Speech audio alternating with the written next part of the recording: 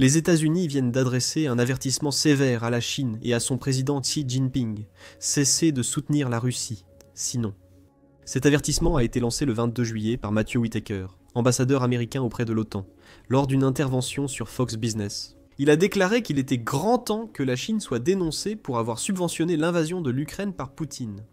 Selon Bloomberg, les États-Unis menacent d'imposer des droits de douane secondaires à la Chine si elle continue d'acheter du pétrole russe, d'après les propos de Whitaker.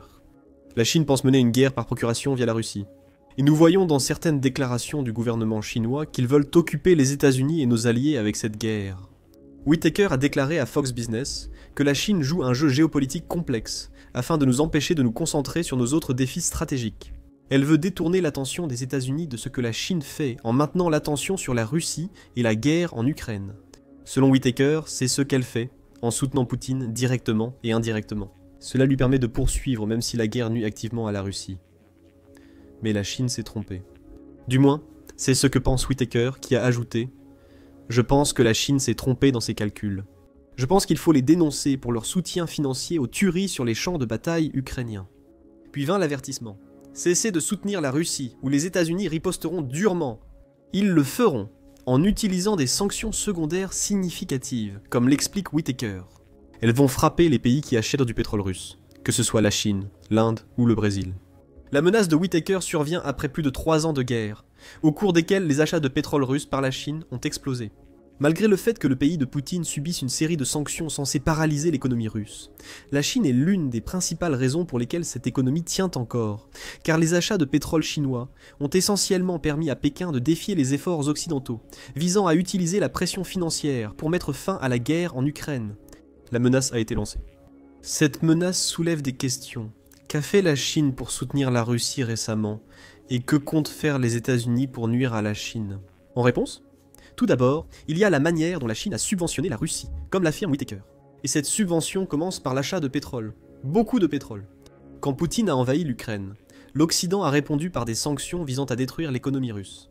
Au cours des 3 dernières années, un nombre croissant de sanctions ont été imposées, ce qui fait que la Russie fait face à un total de 24 311 mesures financières, dont 21 692 ont été introduites depuis le début de l'invasion à grande échelle en février 2022. Cela fait de la Russie le pays le plus sanctionné au monde, et de loin, le pays suivant étant l'Iran, avec 5 475 sanctions.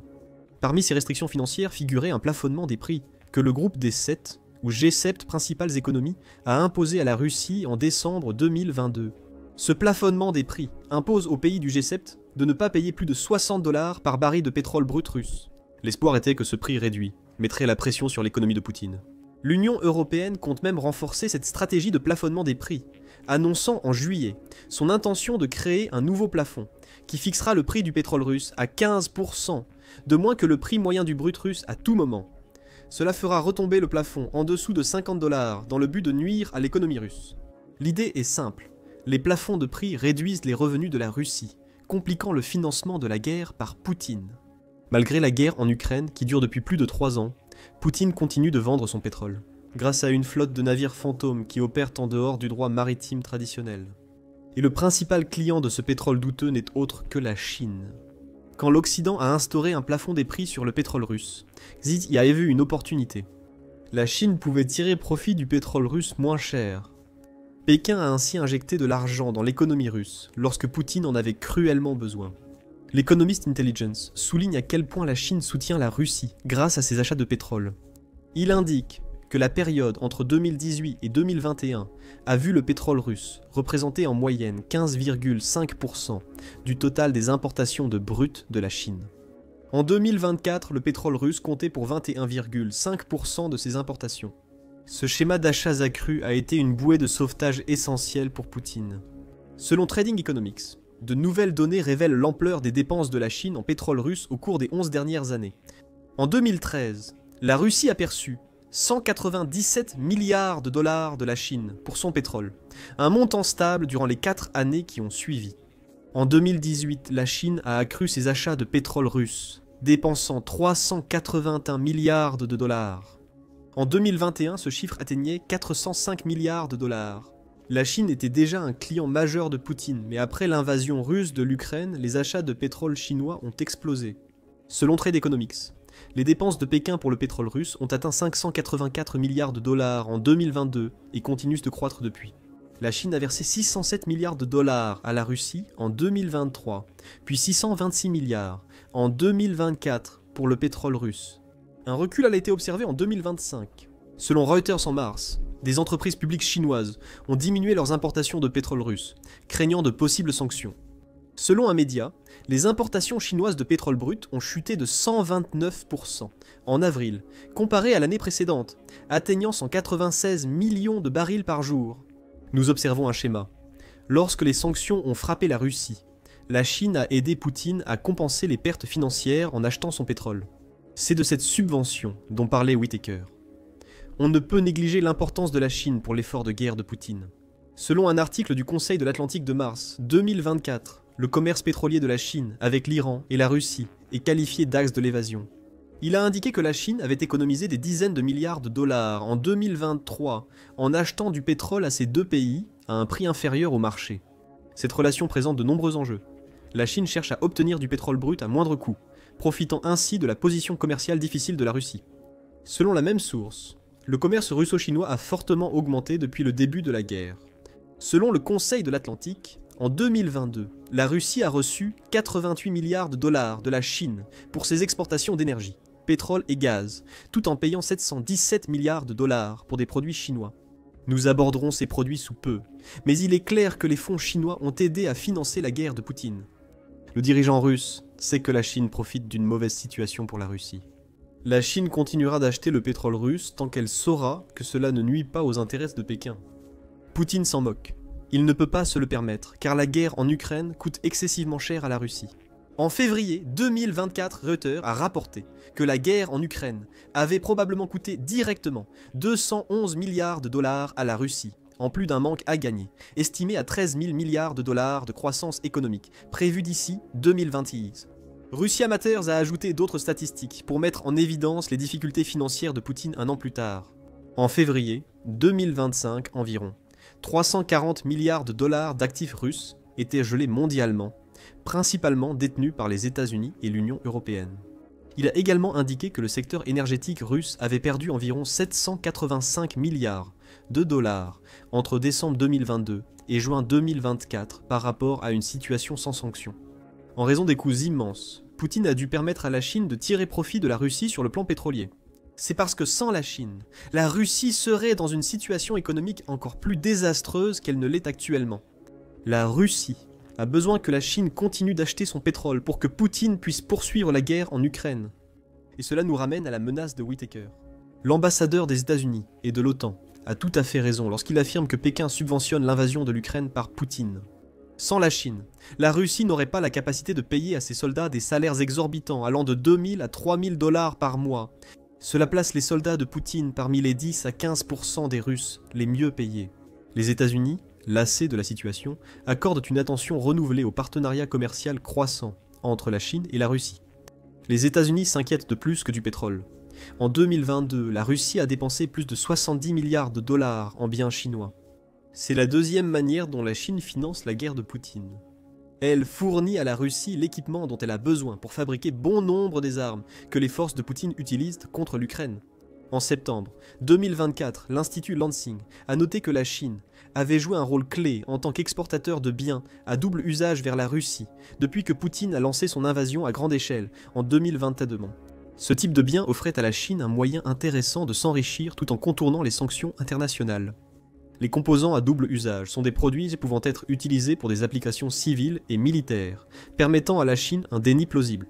Elle peut prétendre qu'elle vend ses biens à la Russie à des fins commerciales légitimes. Même si Pékin sait que Poutine compte les utiliser pour produire des armes et des drones destinés à attaquer l'Ukraine. L'Institut Lansing a promu plusieurs de ces produits. Il y a le moteur d'avion DLE-30 que la Russie achète en grande quantité, probablement pour l'utiliser dans ses drones. Cela s'applique également au moteur chinois DLE, 55 DLE, 60 et DLE, 120, tous utilisés pour de petits aéronefs. Selon l'Institut, le DLE 60 est utilisé dans les drones russes Gérant 3 et le DLE 120 est installé dans les drones Italmas et Supercam S-350 russes. La Russie utilise ses drones pour attaquer les villes et les infrastructures ukrainiennes. Quelques mois après le rapport de l'Institut de Lansing, Radio Free Europe a publié un article le mettant en lumière. Une entreprise chinoise nommée Yangji Technology avait effectué plus de 200 expéditions de biens à double usage vers la Russie depuis février 2022. Ces marchandises sont vendues légalement, selon les registres officiels des douanes, et non expédiées via une flotte fantôme. De nombreuses expéditions comprennent des composants électroniques jugés hautement prioritaires par les États-Unis en raison de leur possible utilisation dans l'armement russe. Et au moins 17 des 238 expéditions enregistrées ont été envoyées à des entreprises russes actuellement sous sanctions. En mai, le Kiev indépendant a rapporté que la Chine vendait à la Russie plus que de simples composants à double usage. La poudre à canon et divers produits chimiques arrivaient également en Russie grâce à la Chine, selon le service de renseignement extérieur ukrainien. Le service a signalé au moins 5 cas où la Chine a fourni des pièces et équipements à Poutine pour soutenir l'industrie aéronautique militaire russe. Aujourd'hui, en juin, le Centre d'analyse des politiques européennes, a publié un article soulignant l'alliance croissante entre la Russie et la Chine dans le domaine des drones. Selon le SIPA, cela aide Poutine dans sa guerre. La Russie vise à construire assez de drones longue portée pour frapper l'Ukraine avec 1000 drones par jour. Selon le SIPA, la Chine fournit environ 80% des composants électroniques, clés, utilisés par la Russie pour fabriquer des drones, ainsi que de la poudre à canon, des machines-outils et d'autres matériaux vendus à au moins 20 usines russes. Nous sommes témoins d'une hypocrisie flagrante de la Chine. Pékin déclare vouloir jouer le rôle de médiateur dans la guerre en Ukraine, contribuant à promouvoir la paix dans un conflit qui s'éternise. Cependant, cette neutralité apparente n'est qu'une façade. La Chine finance en réalité la guerre de Poutine tout en s'enrichissant. Les achats massifs de pétrole ont financé l'invasion de Poutine, tandis que la Chine bénéficie d'un afflux de pétrole à bas prix. La vente par la Chine de composants à double usage et d'autres biens à la Russie est encore plus sournoise. La Chine gagne des milliards de dollars en vendant à la Russie des produits prétendument non destinés à un usage militaire. Pékin sait qu'il cache la vérité ici, où ses achats de pétrole subventionnent la Russie en injectant de l'argent dans l'économie chancelante de Poutine. Les biens vendus par la Chine la subventionnent différemment. Elles permettent à la Russie de continuer à fabriquer des drones et d'autres armes tuant soldats et civils ukrainiens. Ce n'est pas ce que font les médiateurs, et ce ne sont certainement pas les actions d'une partie supposément neutre. Cela nous ramène à la menace de Whitaker et à ce que les États-Unis comptent faire pour limiter la subvention par la Chine de la guerre de Poutine. Selon Whitaker, les sanctions secondaires sont essentielles. Sa menace est survenue quelques jours seulement après que le président américain Donald Trump a dit à Poutine qu'il donnait à la Russie un délai de 50 jours pour négocier la paix avec l'Ukraine. Les États-Unis menacent d'imposer des droits de douane de 100%, mais pas directement à la Russie. Ils toucheront plutôt les pays qui font affaire avec la Russie. Pour comprendre pourquoi c'est un tel problème pour la Chine, il faut connaître les différences clés entre les sanctions primaires et secondaires. Les sanctions primaires sont celles déjà imposées à la Russie par les États-Unis et une grande partie de l'Occident. Ce sont des restrictions économiques directes imposées à un pays, une entité ou un individu, allant des embargos commerciaux au gel des avoirs. Le plafonnement du prix du pétrole russe illustre bien cela. Bien que ce ne soit pas un embargo commercial total, cette sanction vise à réduire les revenus pétroliers de la Russie. Après plus de 3 ans de guerre, nous savons que ces sanctions directes, bien qu'efficaces, peuvent être contournées.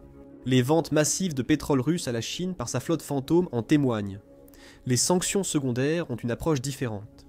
Les États-Unis sanctionnent les pays faisant affaire avec une entité plutôt que de sanctionner directement cette dernière. Prenons l'exemple d'une entreprise chinoise qui achète du pétrole à la Russie.